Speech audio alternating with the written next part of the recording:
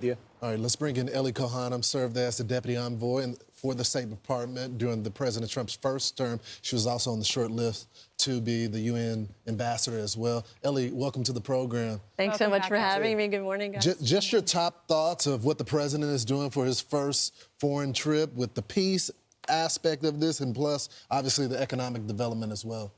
Well, Lawrence, this is a historic first foreign visit for the president in his second term. And I believe for President Trump and for so many of us who had the honor of serving under him, there's a sense of unfinished business from the first term. The president, as you know, left the Middle East region with peace, with the Abraham Accords. And if we lived in an honest world, he should have received the Nobel Peace Prize for it. Yeah. So this is an opportunity to go back to the region, re-strengthen the bilateral ties with one of our most important allies, the Kingdom of Saudi Arabia. Bring prosperity to the American people, because we're talking about $1 trillion possibly of investment back to the United States. And then there's also the peace part, the notion of possibly seeding the expansion of the Abraham Accords. We know that the region right now, with Israel and Gaza still, Israel-Hamas still having conflict in Gaza, with Iran talks going on, we know the region is not quite ready for Saudi normalization. But certainly those conversations are taking place. And I want to just hit on Iran real quick. This trip gives the president face-to-face opportunity to have very delicate conversations. We know that the president is certainly giving the Iran talks a real opportunity for success. But I have no doubt they're also talking about potential Plan B. And those are conversations, again, that have to take place face-to-face. And so that's all taking place right now. Ellie, you're a refugee from Iran. What do you make of Iran going to Saudi Arabia before President Trump does?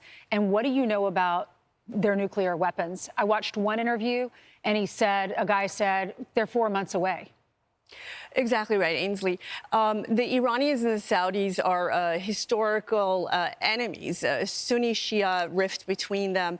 Unfortunately, under the Biden administration, we saw China actually broker a deal between Iran and the Saudis, a diplomatic return of relations between them. But again, this is an opportunity now with President Trump back in the White House to bring the entire region back into the American influence and distance them from China. There is no trust between the Saudis and the Iranians. And so I think that the Saudis are in a difficult bind. On the one hand, they don't want to see us going to a regional war. And on the other hand, they certainly don't want the Iranians to have nuclear weapons capability. Well, the problem is the Israelis feel kind of isolated at this moment, and hopefully it's temporary. Communication could get reinvigorated. But it has to be zero enrichment. You can't say, well, 3%, 2%.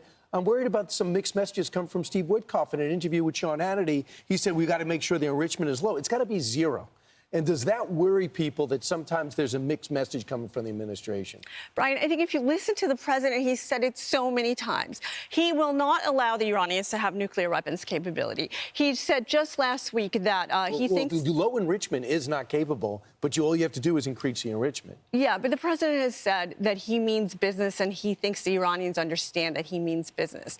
And to me, that is very clear that we're talking about full dismantling of the nuclear weapons program in Iran, no centrifuges. The president even said something along the lines of either we're going to blow it up nicely or we're going to blow it up not nicely. And when he's talking about their nuclear weapons program and like the Libya model where we blow up their facilities. So I don't think President Trump could be any clearer, and the region needs to kind of just give him the time to go through How these unpopular talks. is the Iranian government with the Iranian people? Incredibly unpopular. As we've seen, Brian, every time the Iranian people have been given the opportunity, they've taken to the streets, they've protested, they've put their own lives on the line. The Iranian regime has always taken very brutal crackdowns, killing over 1,500 people in the last round of protests against the regime, blinding others in the eyes, and they commit the worst human rights abuses. How do they, what?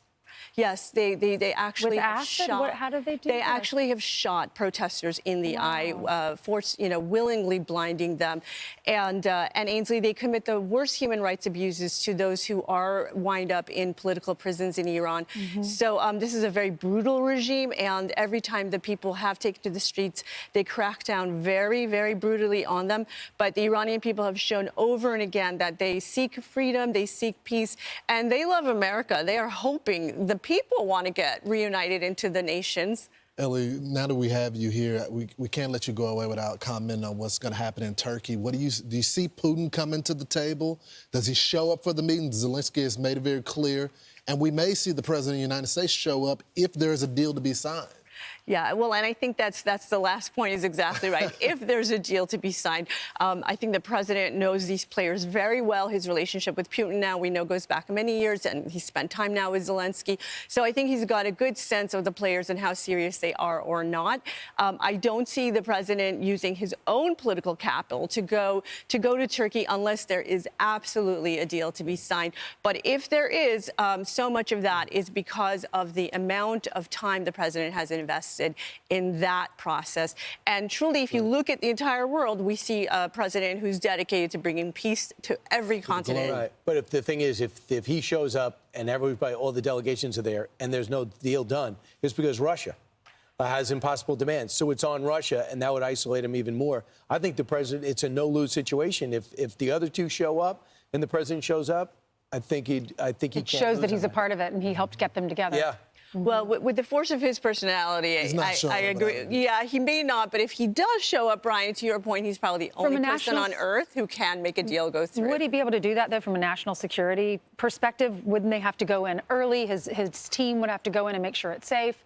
I think that they will definitely lay out all that groundwork in advance of the president going there. And interestingly, we see that Secretary Rubio is with the president, Defense Minister Pete Hegseth. So so many people on the president's team are with him right now. And Ainsley, I think they would certainly make sure that all of the set is the stage is set for him before he would arrive in Turkey. Something else really interesting happened. The PKK, the Kurdish group that Turkey despises, disbanded.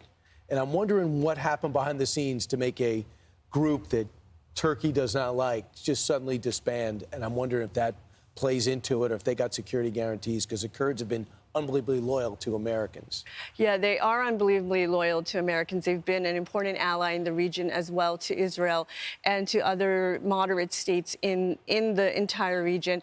And so, we certainly hope that the Kurds are protected in this entire process. Absolutely. Thank you so much. Thanks. Ellie. Great to see you. Fascinating time.